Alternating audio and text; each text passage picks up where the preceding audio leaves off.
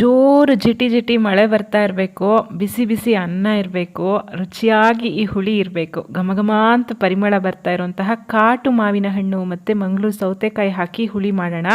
ಮಲೆನಾಡಿನ ಮಳೆಗಾಲದ ಅಡಿಗೆ ಅಂತ ಹೇಳ್ಬೋದು. ಹಾಯ್ ಫ್ರೆಂಡ್ಸ್, ಎಲ್ಲರಿಗೂ ನಮಸ್ಕಾರ. ವೆಲ್ಕಮ್ ಟು ಸಂತೃಪ್ತಿ ಕಿಚನ್. ಇದನ್ನು ಮಾಡಲಿಕ್ಕೆ ನಾನು 2 ದೊಡ್ಡ ಚಮಚದಷ್ಟು ತೊಗರಿಬೇಳೆ ತೊಗೊಂಡಿದ್ದೀನಿ. ತುಂಬ ಬೇಳೆ ಬೇಡ, ಇಷ್ಟೇ ಸಾಕು. ಚೆನ್ನಾಗಿ ತೊಳೆದು ಬೇಯೋಕೆ ಅವಶ್ಯಕತೆ ಇರೋಷ್ಟು ನೀರು, ಅರ್ಧ ಚಮಚ ಅರಿಶಿಣ, 1 ಚಮಚ ಎಣ್ಣೆಯನ್ನು ಹಾಕಿ ಕುಕ್ಕರ್ನಲ್ಲಿ ಇದನ್ನು ಮೆತ್ತಗೆ ಬೇಯಿಸ್ಕೊಳ್ತೀನಿ. ಇಲ್ಲಿ ಕಾಡು ಮಾವಿನ ಹಣ್ಣು ಅಥವಾ ಕಾಟು ಮಾವಿನ ಹಣ್ಣು, ಶುಗರ್ ಬೇಬಿ, ಸಕ್ಕರೆ ಗುತ್ತಿ ಅಂತೆಲ್ಲ ಹೇಳಿ ಕರೀತಾರೆ, ಆ ಮಾವಿನ ಹಣ್ಣನ್ನು ತೊಗೊಂಡಿದ್ದೇನೆ. ಇದನ್ನು ಚೆನ್ನಾಗಿ ತೊಳೆದು ಇದರ ಸಿಪ್ಪೆಯನ್ನು ತೆಕ್ಕೋಬೇಕಾಗತ್ತೆ. ಗಾತ್ರದಲ್ಲಿ ತುಂಬ ಚಿಕ್ಕದಿರುತ್ತೆ. ಇದಾದರೆ ಸಾಂಬಾರು ಅಥವಾ ಹುಳಿ ಮಾಡಲಿಕ್ಕೆ ತುಂಬ ಚೆನ್ನಾಗಾಗತ್ತೆ. ಇದು ಹುಳಿನೂ ಇರಬೇಕು, ಸಿಹಿನೂ ಇರಬೇಕು, ಆವಾಗಲೇ ಚೆನ್ನಾಗಾಗೋದು. ತುಂಬ ಸಿಹಿ ಇದ್ದರೆ ನೀವು ಹುಳಿಗೆ ಹುಣಸೆ ಹಣ್ಣನ್ನು ಯೂಸ್ ಮಾಡಬೇಕಾಗತ್ತೆ. ಪೂರ್ತಿಯಾಗಿ ಸಿಪ್ಪೆಯನ್ನು ತೆಗೆದು ಸಿಪ್ಪೆಗೆ ಚೂರು ನೀರನ್ನು ಹಾಕಿ ಚೆನ್ನಾಗಿ ಕಿವುಚ್ಕೊಂಡು ಸಿಪ್ಪೆಯಲ್ಲಿರುವಂತಹ ಮಾವಿನಕಾಯಿ ರಸವನ್ನು ಸಹ ಮಾವಿನ ಹಣ್ಣಿನ ರಸವನ್ನು ಸಹ ಇಲ್ಲಿ ಕಿವುಚಿ ಈ ರೀತಿ ತೆಕ್ಕೊಳ್ತಾ ಇದ್ದೀನಿ.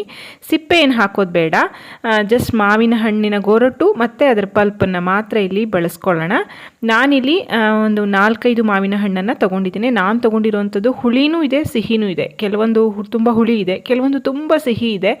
ಈ ರೀತಿ ಹುಳಿ ಸಿಹಿ ಮಿಶ್ರಿತವಾಗಿರುವಂತಹ ಮಾವಿನ ಹಣ್ಣು ಆದರೆ ನಿಮಗೆ ಹುಳಿಗೆ ತುಂಬ ಚೆನ್ನಾಗಾಗತ್ತೆ. ಚೂರು ಗೊರಟನ್ನು ಈ ರೀತಿ ಕಿವುಚಿ ರೆಡಿ ಮಾಡಿ ಇಟ್ಕೊಂಡಿದ್ದೀನಿ.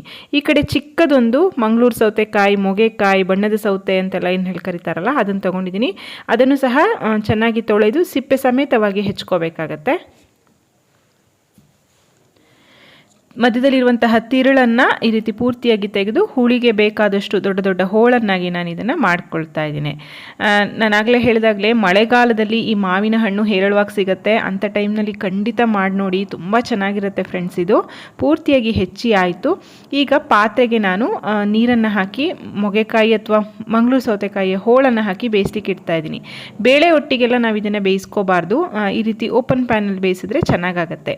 ಒಂದು ಕುದಿ ಬಂತು ಅಂದಮೇಲೆ ಮಾವಿನ ಹಣ್ಣೇನಿದೆ, ಸಿಪ್ಪೆಯನ್ನು ತೆಗೆದಿರುವಂತಹ ಗೊರಟು ಏನಿದೆ ಮಾವಿನ ಹಣ್ಣಿಂದು, ಅದನ್ನು ಸಹ ಇದರೊಟ್ಟಿಗೆ ಹಾಕಿ ಬೇಯೋದಕ್ಕೆ ಬಿಡ್ತಾ ಇದ್ದೀನಿ. ಬೇಯುವಾಗಲೇ ಇದಕ್ಕೆ ಸ್ವಲ್ಪ ಕರಿಬೇವಿನ ಸೊಪ್ಪು ಮತ್ತು ರುಚಿಗೆ ತಕ್ಕಷ್ಟು ಉಪ್ಪನ್ನು ಸಹ ನಾನಿಲ್ಲಿ ಸೇರಿಸ್ತಾ ಇದ್ದೇನೆ. ಮಾವಿನ ಹಣ್ಣು ತುಂಬ ಸಿಹಿ ಇದ್ದರೆ ಬೆಲ್ಲ ಹಾಕೋದು ಬೇಡ, ತುಂಬ ಹುಳಿ ಇದ್ದರೆ ಹುಣಸೆ ಹಣ್ಣು ಹಾಕೋದು ಬೇಡ. ನೀವು ರುಚಿಯನ್ನು ನೋಡಿಕೊಂಡು ಅಡ್ಜಸ್ಟ್ ಮಾಡ್ಕೊಳ್ಳಿ.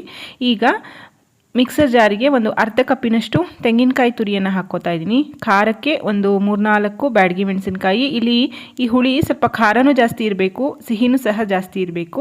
ನಂತರ 1.5 ಚಮಚದಷ್ಟು ಕೊತ್ತಂಬರಿ ಬೀಜ, ಅರ್ಧ ಚಮಚದಷ್ಟು ಜೀರಿಗೆಯನ್ನು ಹಾಕ್ತಾ ಇದ್ದೀನಿ. ಯಾವುದನ್ನು ಹುರಿಯೋದಿಲ್ಲ, ಹಸಿದಾಗೆ ಹಾಕೋದು. ಸ್ವಲ್ಪ ನೀರನ್ನು ಹಾಕಿಬಿಟ್ಟು ನುಣ್ಣಗೆ ಮಸಾಲೆಯನ್ನು ಹರ್ಕೊಂಡು ಬರ್ತೀನಿ.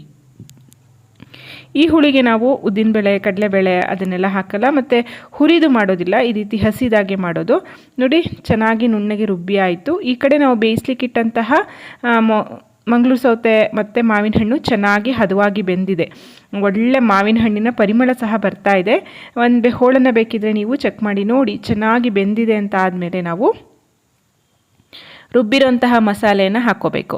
ನಾನು ತೊಗೊಂಡಿರೋ ಮಾವಿನ ಹಣ್ಣು ಹುಳಿನೂ ಸಿಹಿನೂ ಎರಡೂ ಇರೋದ್ರಿಂದ ನಾನು ಬೆಲ್ಲನಾಗಲಿ ಹುಣಸೆ ಹಣ್ಣಿನ ರಸನಾಗಲಿ ಇಲ್ಲಿ ಹಾಕ್ತಾ ಇಲ್ಲ. ನಂತರ ರುಬ್ಬಿರೋಂತಹ ಮಸಾಲೆಯನ್ನು ಹಾಕಿ ಮಿಕ್ಸರ್ ಜಾರ್ಗೆ ಸ್ವಲ್ಪ ನೀರನ್ನು ಹಾಕ್ಕೊಂಡು ಅಡ್ಜಸ್ಟ್ ಮಾಡ್ಕೊಳ್ತಾ ಇದ್ದೀನಿ. ಈ ಕಡೆ ನಾವು ಬೇಯಿಸ್ಲಿಕ್ಕಿಟ್ಟಂತಹ ತೊಗರಿಬೇಳೆ ಸಹ ಹದವಾಗಿ ಬೆಂದಿದೆ. ಬೇಳೆಯನ್ನು ಸಹ ಹಾಕ್ಕೊಳ್ಳೋಣ. ಬೇಳೆ ಹಾಕದೇನೂ ಸಹ ನೀವು ಈ ಹುಳಿಯನ್ನು ಮಾಡ್ಬೋದು. ನಮ್ಮನೇಲಿ ಸಾಮಾನ್ಯವಾಗಿ ನಾವು ಚೂರು ತೊಗರಿಬೇಳೆಯನ್ನು ಹಾಕ್ತೇವೆ. ಮಿಕ್ಸರ್ ಜಾರ್ಗೆ ನೀರನ್ನು ಹಾಕಿ ಹದ ಮಾಡಿಕೊಂಡು ಚೆನ್ನಾಗಿ ಇದನ್ನು ಕುದಿಯೋದಕ್ಕೆ ಬಿಡ್ತೀನಿ. ಮಸಾಲೆ ಹಸಿದಾಗಿ ಹಾಕಿರೋದ್ರಿಂದ ಒಳ್ಳೆ ಪರಿಮಳ ಬರೋ ತನಕ ಇದನ್ನು ಕುದಿಸ್ಕೋಬೇಕಾಗತ್ತೆ. ನೋಡಿ, ಚೆನ್ನಾಗಿ ಕುದೀತಾ ಇದೆ. ಹುಳಿಯ ಹದ ಸಹ ಕರೆಕ್ಟಾಗಿದೆ. ಆ ಉಪ್ಪು ಹುಳಿ ಎಲ್ಲ ಹಿಡಿದು ಆ ಗೊರಟು ಚೀಪ್ಲಿಕ್ಕೆ ತುಂಬ ರುಚಿಯಾಗಿರುತ್ತೆ. ಅದನ್ನು ನಾನೀಗ ಎಕ್ಸ್ಪ್ಲೇನ್ ಮಾಡಿ ಹೇಳೋಕ್ಕಾಗಲ್ಲ, ಖಂಡಿತ ಮಾಡಿ ನೋಡಿ. ನಂತರ ಸಣ್ಣದಾಗಿ ಹೆಚ್ಚಿರುವಂತಹ ಕೊತ್ತಂಬರಿ ಸೊಪ್ಪು ಕಂಪ್ಲೀಟ್ಲಿ ಆಪ್ಷನಲ್, ಕೆಲವ್ರಿಗೆ ಇಷ್ಟ ಆಗಲ್ಲ, ಅಂಥವ್ರು ಸ್ಕಿಪ್ ಮಾಡ್ಬೋದು.